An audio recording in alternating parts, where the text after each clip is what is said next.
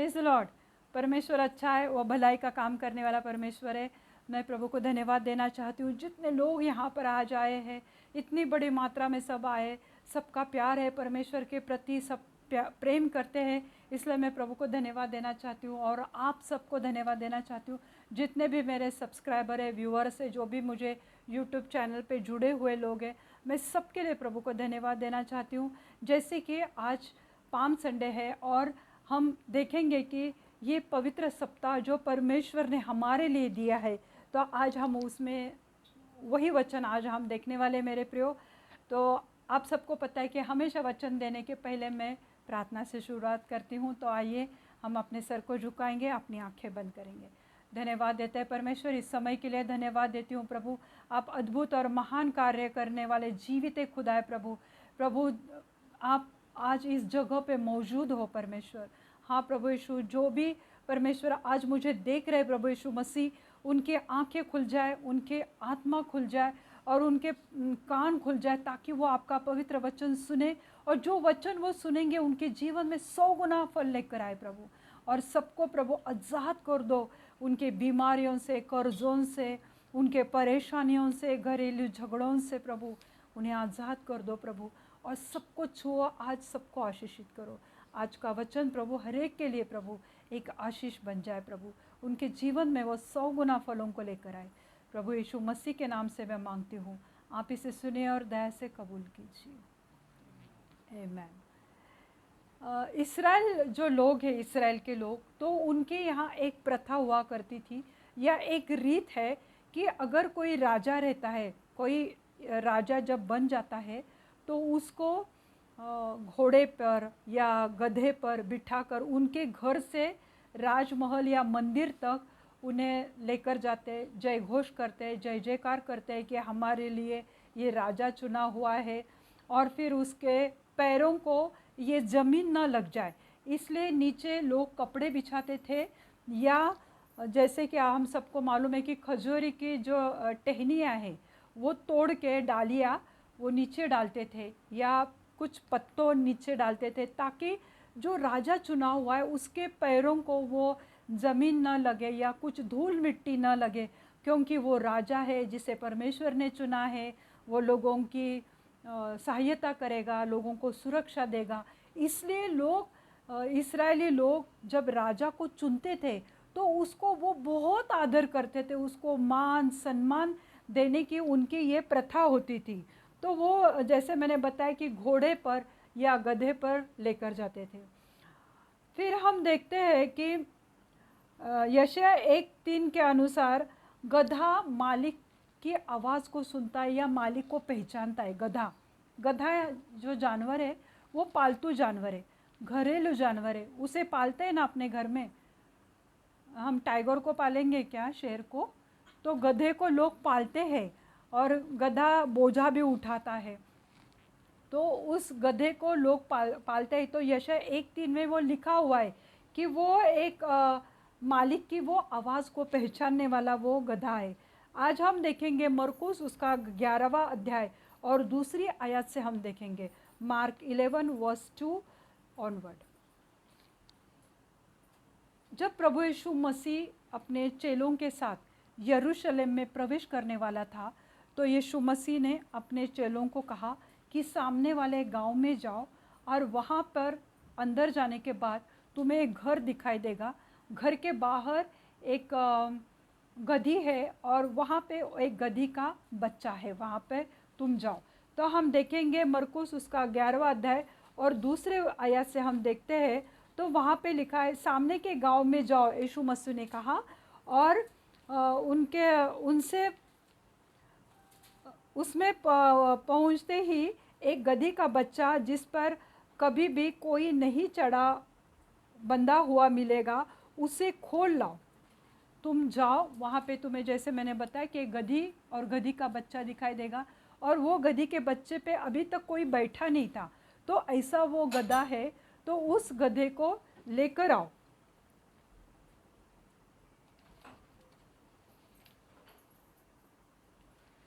तो उस गधे को तुम लोग लेकर आओ जिस पर अभी तक कोई बैठा नहीं है। यदि तुमसे कोई पूछे यह क्यों कर रहे हो, तो कहना प्रभु को इसकी ज़रूरत है। स्टीवन टेलर टू सामने के गांव में जाओ और उसमें पहुंचते ही एक गधी का बच्चा जिस पर कभी कोई नहीं चढ़ा हुआ है मिलेगा, उसे खोल लाओ।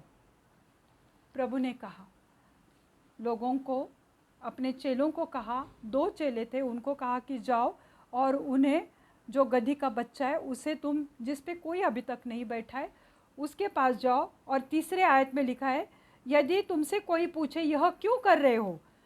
देखो वो घर पहचानने वाला, वो जो घर का मकान मालिक था वो चेलों को नहीं जानता था, तो इसलिए चेलों से कहो जाके कि तुम उस गधी को खोल कर लेकर आओ। अगर तुम्हें कोई पूछे कि क्यों ऐसा कर रहे हो, क्योंकि वो लोग नहीं पहचानते थे यीशु मसीह के चेलों को, और अपना समझा घर के बाहर कुत्ता भी है और कोई उसको खोल कर लेकर जा रहा है, तो हम बोलेंगे ना, ये मेरा कुत्ता है, तू क्यों लेके जा रहा है। तो उसी रीति से प्रभु ने कहा कि अगर तुम्हें कोई पूछे कि तुम ऐसा क्यों कर रहे हो, तो उन्हें कहना कि प्रभु को इसकी ज़रूरत है। तो हम तीसरी आयत में देखेंगे, यदि तुमसे कोई पूछे यह क्यों करते हो, तो कहना प्रभु को इसकी प्रयोजन है और वह शीघ्र ही उसे भेजे देगा। प्रयोजन है, प्रयोजन मतलब प्रभु को इसकी ज़रूरत है। प्रभु को उस गधी की ज़रूरत थी, इसलिए प्रभु यीशु मसीह ने कहा कि उस गांव में जाओ और सामने ही तुमको एक घर के बाहर एक गधी और गधी का बच्चा मिलेगा।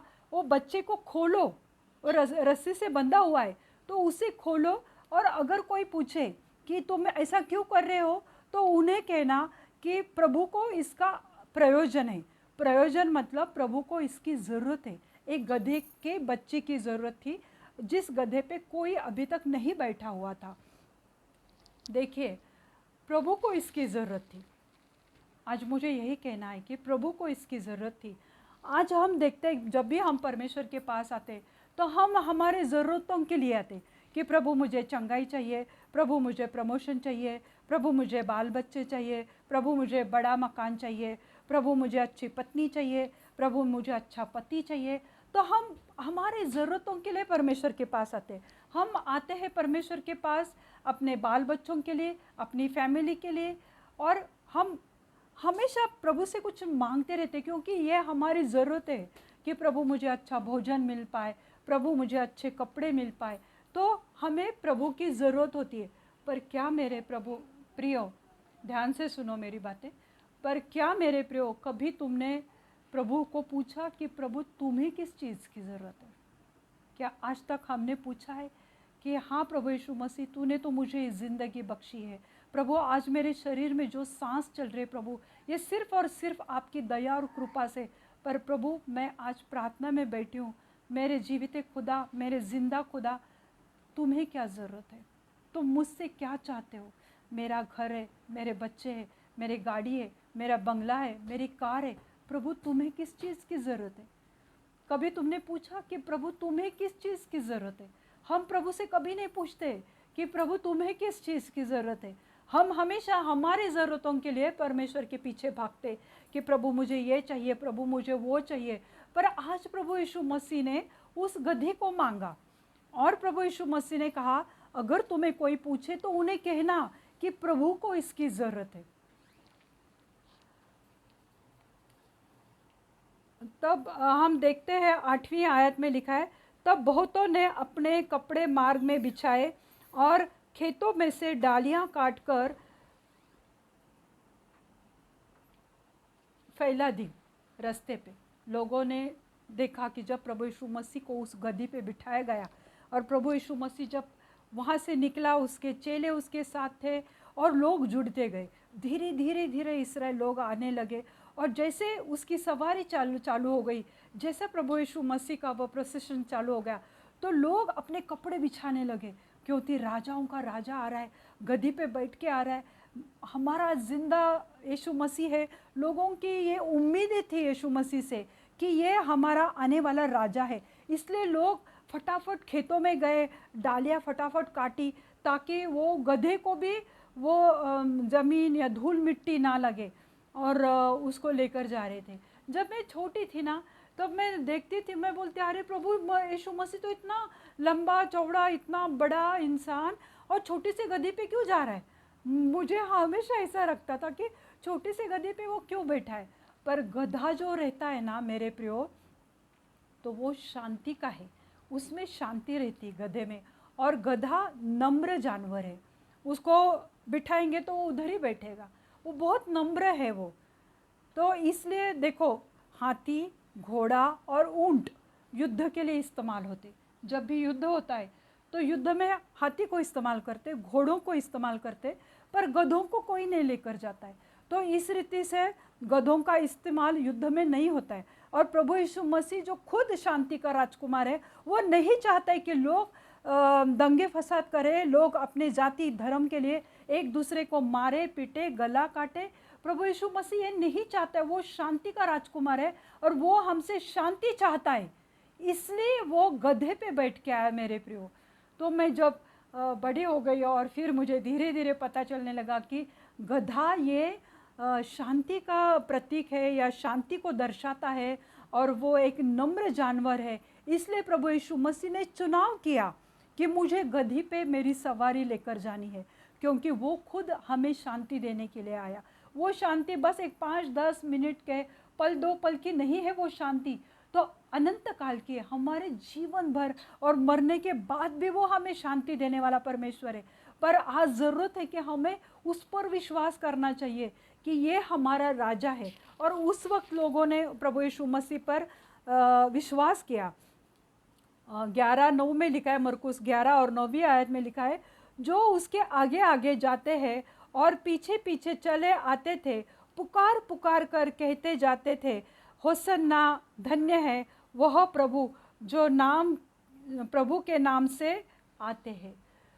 उसको कह रहे थे होसन्ना होसन्ना, वो जयघोष कर रहे थे। वो सब लोग इतनी बड़ी मात्रा में वो सब लोग जा रहे थे, खुशी में थे, क्योंकि हमारा राजा हमें मिल गया। इस्राएल लोगों को लगा कि यही हमारा राजा है, इसलिए वो होसन्ना होसन्ना की घोषणा वो दे रहे थे, और सब खुशी का माहौल था मेरे प्रियो।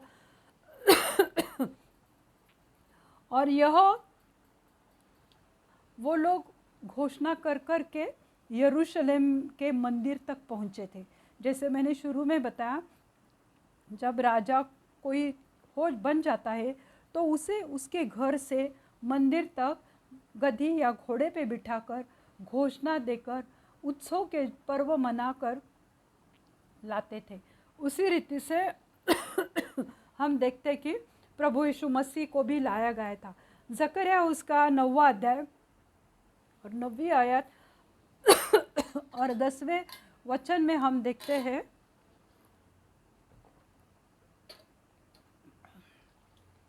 जकरिया 9:9 देखते हैं, वह धर्मी है। प्रभु यीशु मसीह के बारे में वहाँ पे प्रोफेसी दी गई थी। जकरिया प्रोफेट ने, जो जकरिया संदेष्टा था, नबी था, भविष्य वक्ता था, उसने यीशु मसीह के जन्म से लेके उसने जो प्रोफेसी दी थी, तब उसने वहाँ पे लिखा था कि जो आने वाला है, जो बेथलेहम में पैदा होने वाला है, तो वो एक नम्र है, वो एक दीन है, और वरन वह गधी के बच्चे पर चढ़ा हुआ आएगा। ये कई साल पहले, 500 या 700 साल पहले की ये प्रोफेसी थी कि वो गधी पर बैठा हुआ आएगा। तो मेरे प्रियो, ये प्रोफेसी पूरी भी होनी थी, फुलफिल होनी थी, इसलिए भी ऐसा हुआ। और प्रभु यीशु मसीह को देखो, लोग कैसे रहते कि अपने स्वार्थ के लिए उन्हें लगा कि यीशु मसीह को हम राजा बनाएंगे, ये हमारी सुरक्षा करेगा, तो उनके पास उनकी ज़रूरत है, इसलिए उन्होंने यीशु मसीह को राजा के रूप में देखा था, स्वीकार किया था।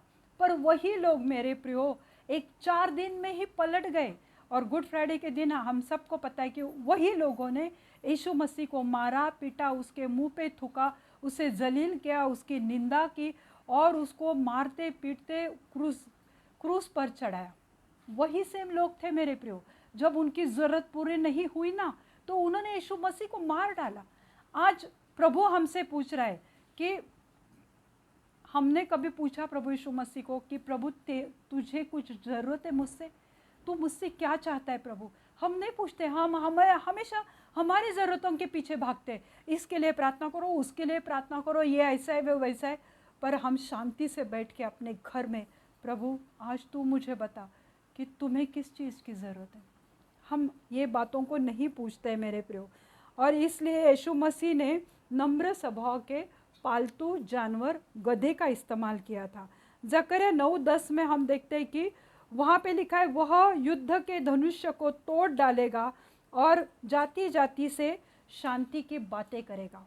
वो युद्ध का जो धनुष्य होता है उसे वो तोड़ डालेगा, क्योंकि वो खुद शांति का राजकुमार है। और वो यही चाहता था, वो गधी पे इसीलिए बैठा था क्योंकि गधा जो जानवर है वो शांति का प्रतीक है, शांति को रिप्रेजेंट करता है या शांति को दर्शाता है। इसलिए उसने गधे का इस्तेमाल किया था, क्योंकि वो युद्ध नहीं चाहता था और उसे शांति का राजकुमार कहा गया। देखो, ज़रूरत के बारे में आज मैं बात करना चाहती हूँ। तो हम देखते हैं यूहन्ना 6 और 9वीं आयत में। तो उसके पहले मैं बताती हूँ कि यीशु मसीह जब भी आता था, लोग बड़ी मात्रा में उसके साथ उसके पीछे भागते थे, क्योंकि ये हमें चंगाई देता है, ये हमें ठीक करता है, दुष्ट दुरात्मा से छुटकारा देता है। इसलिए लोग उसके पीछे आया करते थे। तो एक बार ऐसी बहुत बड़ी सभा हुई यीशु मसीह की, 5,000 तो कम से कम पुरुष थे, स्त्रियां अलग से, छोटे बच्चे अलग से।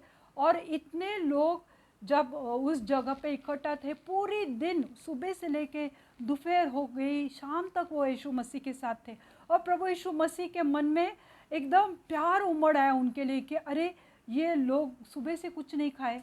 उन्होंने, प्रभु यीशु मसीह ने अपने चेलन से कहा कि अरे इन्होंने कुछ खाया नहीं, कुछ खाने का प्रबंध करना चाहिए। तो उन्होंने कहा कि अरे कितने पैसे लगेंगे प्रभु, कितने लोग हैं, क्या करेंगे, कैसे करेंगे। फिर हम देखते हैं कि यूहन्ना की किताब उसका 6वां अध्याय और 9वीं आयत में लिखा है, आंद्रियस ने कहा, यहाँ एक लड़का है जिसके पास जौ की 5 रोटियां और 2 मछलियां हैं। तब आंद्रियस जो पतरस का भाई था, उसने प्रभु दूसरे चेलों को बताया कि अरे यहाँ पे एक लड़का है कि जिसके पास 2 मछलियाँ और जो धान है उसके 5 रोटियाँ है। भीड़ तो 6-7 हज़ार के ऊपर थी। रोटियाँ कितनी थी, मछलियाँ कितनी थी, इतनी पूरेगी 6-7 हज़ार लोगों को। पर प्रभु को ज़रूरत थी उस 2 मछली की और 5 रोटी की। प्रभु ने कहा कि प्रभु यीशु मसीह को मालूम था कि वो इसके साथ क्या करने वाला है। प्रभु ने कहा वो 2 मछलियाँ और 5 रोटियाँ इधर लाओ, क्योंकि उसे पता था कि वो इस 5 रोटियों के साथ क्या करने वाला है। पर उस छोटे बच्चे ने नहीं कहा कि मुझे भी भूख लगी है, मुझे ज़रूरत है, मुझे 2 रोटियाँ चाहिए, 5 रोटियाँ मेरे माँ ने मेरे लिए दिया है, मैं तुम लोगों को क्यों दूँ। पर वो बच्चे ने वैसा नहीं किया। शायद उसे लगा कि ये किसी की तो भी ज़रूरत है। मेरे प्रियो, अगर तुम किसी को खाना देते हो ना, तो परमेश्वर तुम्हें आशीषित करता है, क्योंकि वो किसी की ज़रूरत है। कोई ज़रूरतमंद है, कोई गरीब इंसान है, कोई जवान है, कोई परेशान है, अगर तुम उसकी मदद करते हो, क्योंकि वो ज़रूरतमंद है। और जब तुम ज़रूरतमंदों को मदद करते हो तो वो परमेश्वर को मिल जाता है। तो मेरे प्रियो, वो जो 5 रोटियां थी और 2 मछलियाँ थी, तो प्रभु यीशु मसीह ने उसके ऊपर प्रार्थना की, स्वर्ग के ओर देख के अपने पिता से उसने प्रार्थना की, विनती की। और उसने कहा कि जितने लोग हैं उनको बिठाओ खाने को। और उन लोग, चेले बांटते गए बांटते गए बांटते गए, इतनी रोटियां अपने आप बढ़ती गई, मछलियाँ बढ़ती गई, और खाने वाले पूरा पेट भर के खाए। इतना ही नहीं, जो रोटियों के टुकड़े थे वो पूरे टुकड़े मिलके कितनी टोकरियाँ बैठी, कितनी टोकरियाँ तैयार हुई। जो टुकड़े बचे हुए थे लोगों ने खाया था, उसमें से 12 टोकरियाँ में वो बचे हुए टुकड़े जमा किए, क्योंकि उस दिन प्रभु यीशु मसीह को ज़रूरत थी। जो भूखे प्यासे हैं, जो नंगे हैं, जो बीमार है, जो तकलीफ़ में है, जो रो रहे, जो प्रभु के सामने गिड़गिड़ा रहे, अपने परेशानियों में से वो जा रहे थे। और वो भूखे प्यासे उसके साथ सुबह से बैठे थे शाम तक। तो प्रभु को उस रोटियों की ज़रूरत थी मेरे प्रियो, प्रभु को उस 2 मछलियों की ज़रूरत थी। और इसलिए प्रभु यीशु मसीह ने उनको, उनके लिए जो भीड़ थे, अपने लिए नहीं, वो उसने कभी नहीं किसी से कुछ मांग कर खाया, क्योंकि देने वाला उसका जीवित एक खुदा था। और उसके ऊपर भी वो स्वर्ग का राजा था। उसे पृथ्वी पर कोई क्या राजा बना सकता है? जो स्वर्ग का अधिपति, जो इस सृष्टि का रचयिता, सृजनहारा परमेश्वर, उसको रोटियों की क्या ज़रूरत मेरे प्रियो? पर वो तुम्हारी ज़रूरतों के लिए वो उसने मांगा था वो। पर आज तुमने प्रभु यीशु मसीह से नहीं पूछा कि प्रभु ये पाम संडे तो हम हर साल मनाते हैं, खुशियाँ मनाते हैं, वो सब खजूर के डालियाँ लेकर लोग डिंडी निकालते, प्रोसेशन निकालते, घूमते यहाँ से वहाँ। चर्च के लोग सुबह सुबह अच्छे कपड़े विपड़े पहन के होसन्ना होसन्ना प्रभु के नाम को धन्यवाद देते हैं। पर क्या कभी इन सालों में तुमने पूछा प्रभु से कि प्रभु तुम्हें किस चीज़ की ज़रूरत है? हम कभी नहीं पूछते मेरे प्रियो। तो ये पवित्र सप्ताह में जाने से पहले आज अपने मन में एक गांठ बांध लो और प्रभु से पूछो कि प्रभु मेरी कौन सी कृति, मेरी कौन सी चीज़ है कि जिसकी तुम्हें ज़रूरत है। शायद प्रभु तुम्हारा कैरेक्टर की उसको ज़रूरत है, शायद तुम्हारी पवित्रता की उसकी ज़रूरत है, शायद वो चाहता है कि तुम उसको समय दो, तुम उससे बात करो। प्रभु यही तो चाहता है।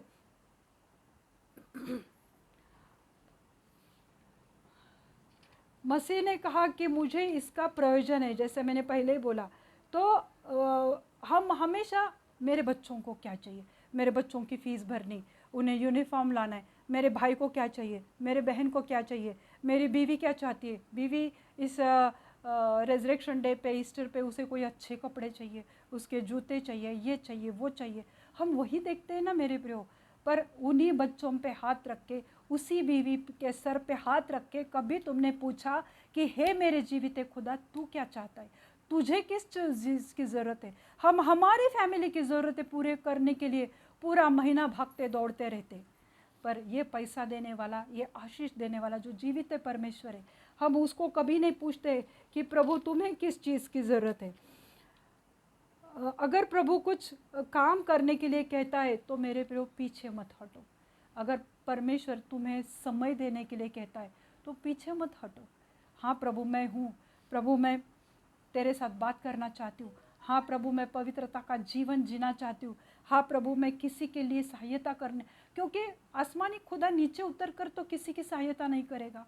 वो चाहता है कि तुम वो काम करो, क्योंकि प्रभु को उसकी ज़रूरत है, प्रभु को तुम्हारी ज़रूरत है। क्यों? क्योंकि तुम वो इंसान हो कि जो सुसमाचार दे सकते हो, तुम वो इंसान हो कि लोगों को उद्धार दे सकते हो। तुम्हारे बात करने से तुम इस तरह से अपने आप को यीशु मसीह के, मैं एक बात कहना चाहती हूँ कि यीशु मसीह की ज़िंदगी जी कर जियो ना। मैं ये नहीं कहती कि तुम क्रूस पर जाओ, चाबुक के कोड़े के मार खाओ, नहीं मेरे प्रियो। मैं ये कहना चाहती हूँ यीशु मसीह की ज़िंदगी जीना यानी एक दूसरे से प्रेम करना, उनके ज़रूरतों के लिए उनके पीछे भागना, उनसे बात करना, उनके लिए प्रार्थना करना, उन्हें परमेश्वर का सुसमाचार देना, बस इतना ही। वो सब मुफ्त में होता है, उसके लिए तुम्हें कोई पैसा खर्च नहीं करना पड़ता है। और इसलिए प्रभु को आज तुम्हारी ज़रूरत है कि तुम किसी का उद्धार करो। कोई तो प्रभु के राज्य में आए, कोई तो सोल परमेश्वर के राज्य में आए। बस प्रोसेशन निकालने से या डिंडी निकालने से या जयघोष करने से मेरे प्रियो कुछ नहीं होने वाला है। पाम संडे का ये अर्थ है कि जो हमारा जीवित है परमेश्वर, जिसको हम होज़न्ना होज़न्ना कहते, पर प्रभु को पूछो कि हे मेरे जीवित खुदा, हे मेरे आसमानी बाप, तुझे आज किस चीज़ की ज़रूरत है? वो तुम्हें बहुत अच्छे आशीषित करने वाला परमेश्वर है, क्योंकि परमेश्वर को मालूम था कि क्या करना था। और बहुत अच्छा लगता है जब हमारी वजह से लोगों को खाना मिलता है। जब हम किसी को खाना देते ना, वो लोग हमें दुआ देते, और हमें आज दुआओं की सख्त ज़रूरत होती है, क्योंकि खुदा के लोग, गरीब लोग, ज़रूरतमंद लोग आपको बरकत देते, उनसे आपको बरकत मिलती है। तो किसी को खाना देने के लिए सोचो मत, अरे मेरे घर में क्या है। अभी वो जो विधवा थी, उसके पास कुछ नहीं था, फिर भी उसने वो जो उसके पास था, जो उसके पास एक ही दमड़ी थी ऑफरिंग देने के लिए, सब बड़े बड़े लोग, अमीर लोग वहाँ पे बड़े बड़े थैलियों में दे रहे थे, पैसे दे रहे थे, ऑफरिंग दे रहे थे, पर वो जो विधवा आई और प्रभु की नज़र सिर्फ उस पर थी, क्योंकि वो गरीब थी। प्रभु को पता था कि इसके पास कुछ भी नहीं है, अगर ये एक दमड़ी वो देती है तो कल उसके पास खाने के लिए भी कुछ नहीं है, पर प्रभु उसका हृदय देख रहा था और उसने वो दे दिया। और यही प्रभु तुमसे चाहता है, इसी बात की ज़रूरत आज प्रभु को है कि तुम इसी तरह से अपना बर्ताव करो। अगर तुम्हारे बर्ताव से यीशु मसीह झलकता है ना, तो लोग दौड़े दौड़े आएंगे, प्रभु यीशु मसीह कौन है, अरे तुम इतने अच्छे से कैसे बात करते हो, तुम कितने प्रेम से भरे हुए लोग हैं, तुम क्या हो, तुम क्या कौन से खुदा को जानते हो। तो हम फ़क्र से कह सकते कि हम यीशु मसीह के चेले हैं, हम यीशु मसीह की सेवा करते हैं। लोग दौड़े दौड़े आएंगे तुम्हारे बर्ताव से, तुम्हारे बातचीत से, तुम्हारे चाल चलन से, और हम यीशु मसीह का नाम ऊंचा उठा सकते। जैसे यहाँ पे लिखा हुआ है कि गद्दी पे लेकर आए, उसी रीति से ये तो हो गया, ये सब बातें मरकुस में हो गई थी, ये लूका में भी है, ये यूहन्ना में भी है, और मत्ती के किताब में भी ये सब लिखा हुआ है। पर प्रकाशित वाक्य उसका 7वां अध्याय में हम देखते हैं, तो वहाँ पे हम देखते हैं कि जैसे जो मेमना था, प्रभु यीशु मसीह को मेमना कहा गया है, जो मेमना था उसके सामने बहुत भीड़ थी, हर जाति के, हर धर्म के, हर राष्ट्र के सब लोग वहाँ पे है। स्वर्ग में श्वेत वस्त्र पहने हुए, श्वेत मतलब सफ़ेद, वाइट कपड़े पहने हुए, और वो सब वैसे ही डालियाँ हिलाकर वो प्रभु यीशु मसीह को धन्यवाद दे रहे, उसको होज़न्ना कह रहे। तो ये जो पृथ्वी पे हुआ था, पर ये होने वाला है, और इतनी बड़ी मात्रा में अनगिनत लोग वो स्वर्ग में होंगे जिनकी हम गिनती नहीं कर सकते, और वो लोग प्रभु यीशु मसीह को धन्यवाद देने वाले। तो मेरे प्रियो, ये पाम संडे, इसको इतना हल्के में मत लो कि बस आज हमें दिंडी पर ही जाना है, घूमना है, 4 लोग देखेंगे रास्ते से घूमते, अरे मसीह लोग जा रहे, ये क्रिश्चियन लोग जा रहे, उनका ये प्रोसेशन है। ये सब बातें दिखावे के हैं, सच बातें तो हमारे अंदर होनी चाहिए कि ये पाम संडे मेरा यीशु मसीह इसके 4 दिन बाद वो क्रूस पे गया था, तो ये पाम संडे को अगर लोगों ने उसे राजा माना था, हम तो उसे सदा के लिए राजा मानते हैं, क्योंकि वो हमारे अंदर है, वो हमारे दिल में है, वो हमारे घरों में बसा हुआ है। आज उसे किसी लेबल की आवश्यकता नहीं कि वो राजा है, वो राजाओं का राजा, प्रभुओं का प्रभु है, कोई प्रभु उसके सामने है ही नहीं, वो राजाओं का राजा है। तो उसे इंसानों के पदवी से कोई लेना नहीं देना था, उसे सिर्फ लोगों को शांति देनी थी, युद्ध लड़ाई झगड़े से लोगों को बचाना वो चाहता था। मैं एक आयत आपको पढ़ के सुनाना चाहती हूँ।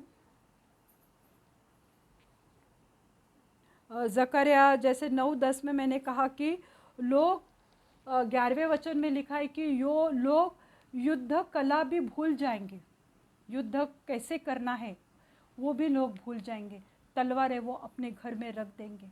ये सब होगा मेरे प्रियो, पर तुम प्रभु यीशु मसीह को दिखाओ, और यही तो प्रभु चाहता है। इसलिए मैं कहती हूँ कि आज प्रभु यीशु मसीह को हम सबकी ज़रूरत है। आज हमें, और तुम सच्चे मन से अगर पाम संडे मनाना चाहते हो तो प्रभु को पूछो कि हे मेरे जीवित खुदा, आज तुम्हें किस चीज़ की ज़रूरत है, वो तुम्हें बहुत आज से आशीषित करने वाला परमेश्वर है। आइए अपने सर को झुकाएंगे, हम लोग प्रार्थना करते हैं। खड़े हो जाओ सब।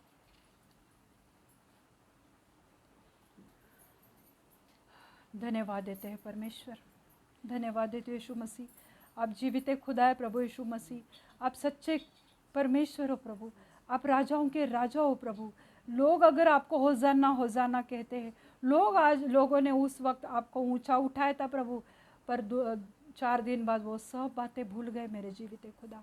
आज भी प्रभु लोग डिंडी निकालेंगे, प्रोसेशन निकालेंगे, आपके नाम की घोषणा करेंगे प्रभु, पर उनके दिल में प्रभु आप बसने चाहिए प्रभु। ऐसी कृपा प्रभु, ऐसा अनुग्रह उन लोगों पर करो प्रभु कि सिर्फ मुंह से बोलने से कुछ नहीं होता, असल में उसे हमें ज़िंदगी में लाना है, अपने हृदय में हमें उसे बसाना है। हाँ मेरे जीवित खुदा, आज बहुत अच्छे कार्य करो प्रभु। जितने भी लोग यहाँ पर आए हैं प्रभु, हर एक को छुओ प्रभु। जितने लोग मुझे आज देख रहे मेरे जीवित खुदा, हर एक के जीवन में प्रभु आज बहुत अच्छे काम करो मेरे यीशु मसीह। आज हर एक को छुओ यीशु मसीह, हर एक को प्रभु हर एक बीमारियों से आज़ाद कर दो प्रभु। अगर यहाँ पे प्रभु कोई कैंसर के पेशेंट है प्रभु जो मुझे देख रहे प्रभु, कोई ब्रेस्ट कैंसर है, ब्लड कैंसर है, किसी के दिमाग में ट्यूमर है प्रभु, और प्रभु किसी के रीढ़ के हड्डी में कैंसर है प्रभु, जहाँ कहीं भी कैंसर है उसको मैं डांटती हूँ यीशु मसीह के नाम से प्रभु।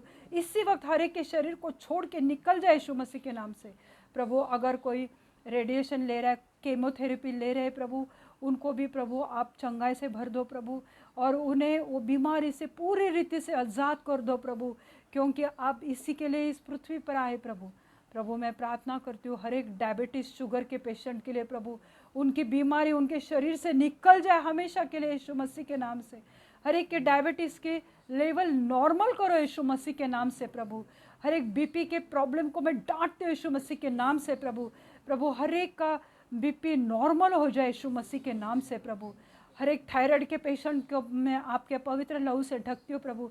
हर एक थायराइड के बीमारी को मैं डांटती हूँ, छोड़ उनके शरीर को और निकल जाए यीशु मसीह के नाम से प्रभु। उनका थायराइड नॉर्मल कर दो प्रभु। प्रभु प्रार्थना करती हूँ जो भी हार्ट के पेशेंट है प्रभु, जिनके भी हार्ट में ब्लॉकेजेस है प्रभु, उनके नर्व्स ब्लॉक हुए प्रभु, प्रभु मैं प्रार्थना करती हूँ आपका पवित्र लहू उनके शरीर में बहने दो प्रभु। हर एक ब्लॉकेजेस निकल जाए यीशु मसीह के नाम से। हाँ प्रभु यीशु मसीह मैं प्रार्थना करती हूँ मेरे जीवित खुदा प्रभु, जो भी हर्निया के पेशेंट है, अस्थमा के पेशेंट है प्रभु, उनको भी प्रभु चंगाई दो प्रभु। अस्थमा के पेशेंट को प्रभु सांस लेने की तकलीफ होती है प्रभु, पर उन्हें अच्छे सेहत से आशीषित करो प्रभु। जो भी टीबी के पेशेंट है, जिनके भी शरीर में कमज़ोरी है प्रभु, और टीबी के कारण वो खांस रहे प्रभु कंटिन्यूस, और प्रभु उनके फेफड़ों में कमज़ोरी है मेरे जीवित खुदा, आप अपनी पवित्र सांस उनमें डाल दो प्रभु, और उनके शरीर की कमज़ोरी को निकाल दो यीशु मसीह के नाम से। हाँ प्रभु यीशु मसीह मैं प्रार्थना करती हूँ जादू टोना के आत्माओं को मैं डांटती हूँ यीशु मसीह के नाम से। हर दुष्ट दुरात्मा को मैं धमकाती हूँ यीशु मसीह के नाम से। अगर कोई देख रहे हैं और उनके शरीर में दुष्ट आत्मा बस रही है तो उसको मैं डांटती हूँ, छोड़ उस शरीर को, निकल जाए यीशु मसीह के नाम से, क्योंकि यीशु मसीह में सामर्थ्य है, कोई शैतान उसके सामने टिक नहीं पाता है। हाँ प्रभु यीशु मसीह मैं प्रार्थना करती हूँ मेरी जीवित खुदा, प्रार्थना करती हूँ मेरे जीवित खुदा, जिनके भी लेडीज़ की प्रॉब्लम है प्रभु यीशु मसीह, खून बहने की बीमारी को मैं डांटती हूँ यीशु मसीह के नाम से प्रभु। उसकी वजह से जो भी कमज़ोरी आई है प्रभु, उन्हें हर एक ऐसे लेडीज़ को, लड़कियों को छुओ और उन्हें चंगाई से भर दो प्रभु यीशु मसीह। प्रभु जो भी यूट्रस की प्रॉब्लम है प्रभु, अगर उसमें कोई इन्फेक्शन है, कोई यूरिन इन्फेक्शन है, उसको भी मैं डांटती हूँ यीशु मसीह के नाम से प्रभु। जो भी स्वेलिंग की स्पिरिट है प्रभु, जो भी सूजन की आत्मा है प्रभु, वो हर एक के जिसके भी शरीर पे ये स्वेलिंग है, यीशु मसीह के नाम से वो निकल जाए इसी वक्त प्रभु। प्रभु मैं प्रार्थना करती हूँ मेरे जीवित खुदा कि जिनके घरों में भी झगड़े प्रभु, जो भी घरों में अनबन है प्रभु, उस घरों में प्रभु आपका पवित्र आत्मा आने दो प्रभु, और उनके घर से झगड़े निकाल दो प्रभु। जो भी पति पत्नी में अनबन है वो प्रभु आप वो अनबन को हटा दो उनके घर से प्रभु। मैं प्रार्थना करती हूँ जो भी बच्चे अपने माँ बाप के खिलाफ है प्रभु, उन्हें अपने माँ बाप के अधीन करो मेरे जीवित खुदा, और उनके घर में आपकी शांति आने दो प्रभु, क्योंकि आप खुद शांति के राजकुमार हो प्रभु। प्रभु मैं प्रार्थना करती हूँ जो भी कर्ज़ों की आत्मा है प्रभु, जो भी लोग कर्ज़ों में पड़े हैं प्रभु, उनको आज़ाद करो प्रभु कर्ज़ों से प्रभु, उन्हें अच्छे जीवन से आशीषित करो प्रभु। हर एक टेंशन चिंता उनके जीवन से निकाल दो मेरे यीशु मसीह, और उन्हें आशीषित करो मेरे जीवित खुदा। उन्हें छुओ मेरे जीवित खुदा, और उनके घर से रोना तकलीफ़ दर्द निकाल दो प्रभु यीशु मसीह। प्रभु मैं प्रार्थना करती हूँ हर एक गर्भ को छुओ मेरे जीवित खुदा, एक हेल्दी अच्छे तंदुरुस्त बच्चे से उनको पति पत्नी जो प्रार्थना कर रहे हैं उनको आशीषित करो प्रभु। आप कार्य करने वाले महान परमेश्वर है, जिनको भी जॉब की ज़रूरत है प्रभु, उन्हें अच्छे जॉब से आशीषित करो प्रभु। जिनके भी बिज़नेस में प्रॉब्लम है प्रभु, उनके बिज़नेस में प्रभु आप बढ़ोतरी दो प्रभु, और उनके जीवन में आप बहुत अच्छे काम करो प्रभु। हाँ प्रभु यीशु मसीह, जो प्रमोशन चाह रहे, अप्रेजल की अपेक्षा कर रहे प्रभु, उन्हें अच्छे प्रमोशन से आशीषित करो प्रभु। उनके समझ बुद्धि के परे प्रभु उन्हें आशीषित करो प्रभु। हाँ प्रभु यीशु मसीह, मैं आज प्रार्थना करती हूँ प्रभु कि जो भी विदेश जा रहे हैं प्रभु, उनके हर एक डॉक्यूमेंट्स को आपके पवित्र लहू से ढक देती हो प्रभु। उनके वीज़ा और प्रभु उनके हर एक डॉक्यूमेंट्स प्रभु, उसमें कोई ऑब्स्टिकल ना आने पाए प्रभु। तो आप वो सब चीज़ें रिलीज़ कर दो, उन्हें आपके पवित्र पंखों तले रख दो प्रभु। हाँ प्रभु यीशु मसीह, जो भी अपने लाइफ पार्टनर के लिए ढूंढ रहे प्रभु, आशा कर रहे आपसे, हाँ प्रभु, आपको एक क्षण मात्र भी नहीं लगेगा जिस किसी के लिए आपने जो पार्टनर रखा है अपने पवित्र भंडार से प्रभु, उन्हें अच्छे लाइफ पार्टनर से आशीषित करो प्रभु। धन्यवाद देते हैं परमेश्वर, धन्यवाद देती हूँ मेरी जीवित खुदा। आप महान कार्य करते हो प्रभु, हर एक के जीवन में बहुत अच्छे काम करने वाले परमेश्वर है। जो भी बोझ है, थके हुए प्रभु, उन्हें आराम दो प्रभु, विश्रांति दो प्रभु, उनके मन की तकलीफ पीड़ा को निकाल दो प्रभु यीशु मसीह। धन्यवाद देती हो प्रभु, धन्यवाद देती हो मेरी जीवित खुदा। आज आप बहुत अच्छे काम करो यीशु मसीह। आगे का समय प्रभु यीशु मसीह मैं आपके पवित्र हाथ में देती हूँ। सब बिनती प्यारे यीशु मसीह के जलाली नाम से मांगती हूँ, आप इसे सुनो और कबूल करो। आमीन। पिता, पुत्र और पवित्र आत्मा की शांति आपके ऊपर बनी रखे। पिता का प्रेम, पुत्र की अनुग्रह और पवित्र आत्मा की शांति आपके जीवन में अभी से लेकर अंत तक बनी रहे। प्रभु अपना मुख प्रकाश आप पे डाले और आप सबको आशीषित करें। आमीन।